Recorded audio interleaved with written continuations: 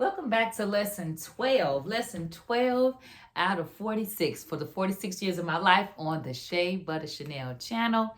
Today's lesson is save, save, save, save. That's your Sesame Street word for the day. Let me get comfortable right quick, but I don't think this gonna really take long to get into. That means save. So I don't care what your financial situation is. I need you to set aside something. Okay? A buffer for tomorrow minimizes sorrow. Bars. You're welcome. You're welcome. Um, I know that in the day and time that we live in, it is difficult to put your mind around setting aside anything because it literally feels like everything is going up. For me, on my day job, it is enrollment season, and through the end of November, and I looked and they just went up on my deductible for my insurance is going to be an extra $100. Everything is increasing. I just like every time I turn around, there's a bill for something, or there's something higher. Like for example, I work from home, and which means my car sits outside of my residence at least 4 to 5 days a week. I live in a fairly safe neighborhood and community, yet my car insurance, and I'm in my 40s, and I don't drive a sports car, and it's not red. I don't know if those things still matter, but yet my car insurance has increased significantly, and I live in the suburbs in Georgia, not Los Angeles where I used to live, and yet my car insurance is going up. And so with all those moving pieces and elements, I still save.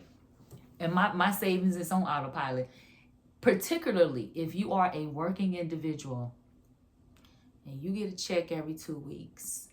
You are actually in the best position to save, even though I know our jobs are not promised. There's a lot of people talking about they getting laid off left and right.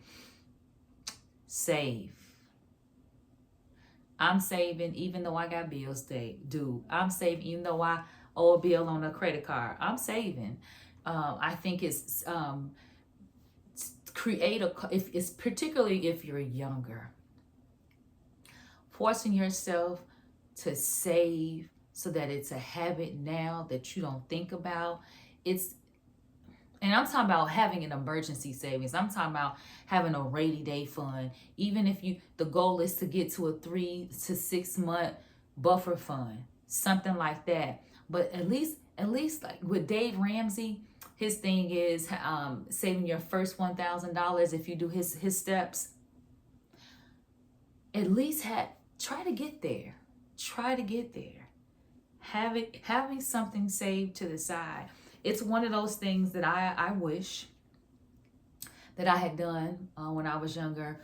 I wish that I had come from a family that had financial literacy and taught me or helped me to have a practice of it. I did not grow up with that.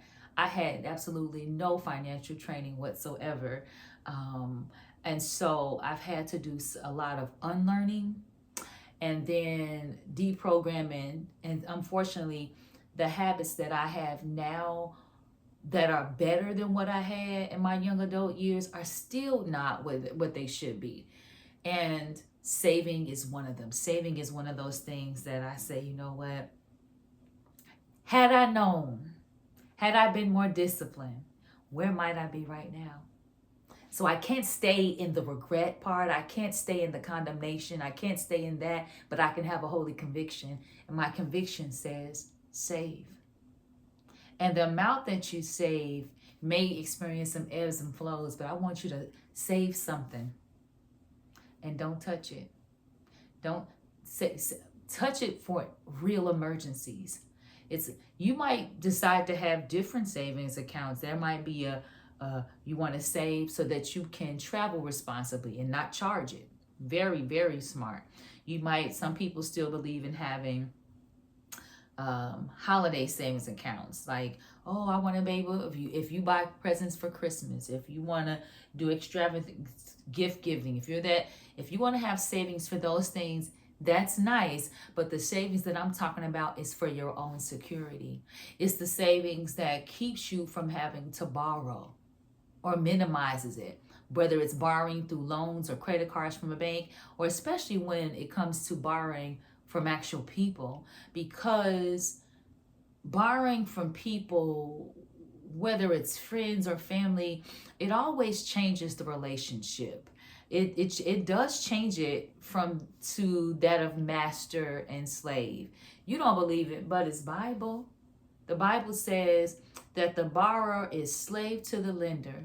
That it says the rich rules over the poor, and the borrower is slave to the lender. And I don't know about y'all, but no matter how normal it feels to charge stuff, I don't feel right owing nobody nothing. I don't feel right having a car note. I don't feel right having to owe anybody for where I live. I don't like it, and I don't care that it's the American way. But there is something, the Bible is, particularly the book of Proverbs, is laden heavy with being diligent and being prudent and not spending every dime that we get our hands on.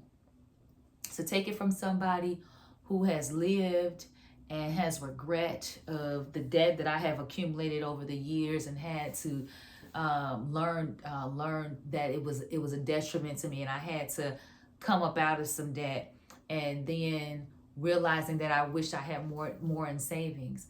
Don't be like me in that regard. Do better than me. Do better than me, and that's it. That's the post. Save. Why? Because ain't nobody coming to save you. Nobody's coming to save you. Don't, as Americans, I think that there's an undergirding of a sense of entitlement.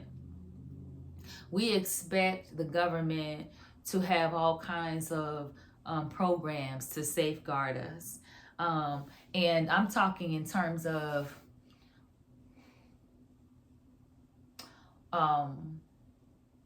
the programs where it's not just enough to get maybe some assistance to float you, but we expect that if we are irresponsible with our money, we expect the government to jump in and help us. If we are irresponsible with our sexual activity, we expect the government to take care of our kids. I think that mentality as Americans, whereas if we are in other countries, a lot of other countries don't have that kind of social programming, and it's a lot more precarious. And because although we have our own level of poverty in the United States, there is still a lot of welfare programs. And so as somebody who was a welfare recipient growing up, and then in my first few years living in LA, before I secured employment, I had to do what I had to do, and I got a link card, or what y'all call EBT. I got a link card, and I remember when after my first couple of paychecks, and I was still getting link, and then I had not reported it, and I was tempted to not report it right away. Like, nobody said nothing. Now, here's what I do know. I do know eventually everything, there's checks and balances, right? And I don't want to be, you think about the people who lie about their taxes and all of that. And I'm like, I don't fool around with the government, but I remember the feeling I had of not having that safety net, if you will, of getting those extra few $100s a month with the link card, and how much I was like, oh my God, I'm going to have to start paying for my own food again. Wow. Just like that, I think I had that link card for a year, and within a year, it was able to take over my mentality. And even though I was a working adult, I remember the agony I felt of, oh my God, I had a whole working job, an actual job on the books, and letting that link card go was, ooh. So I bring all that up to say that because we live in a country where we can go get some type of government assistance, I think it kind of, unfortunately, it can damage our psychology. And so we will drop our guard and not get on our ding to, once we get into some kind of position, we're it makes it more difficult for us to not take responsibility for our lives. And part of that is saving. So be responsible, because I'm going to close with this, because this is what came real to me. Somebody, I think I saw it on Threads. Somebody said, aim to become very wealthy because the world is cruel to a poor old woman. Y'all go sit on that. Now tell me that ain't true, especially in America. Save your money.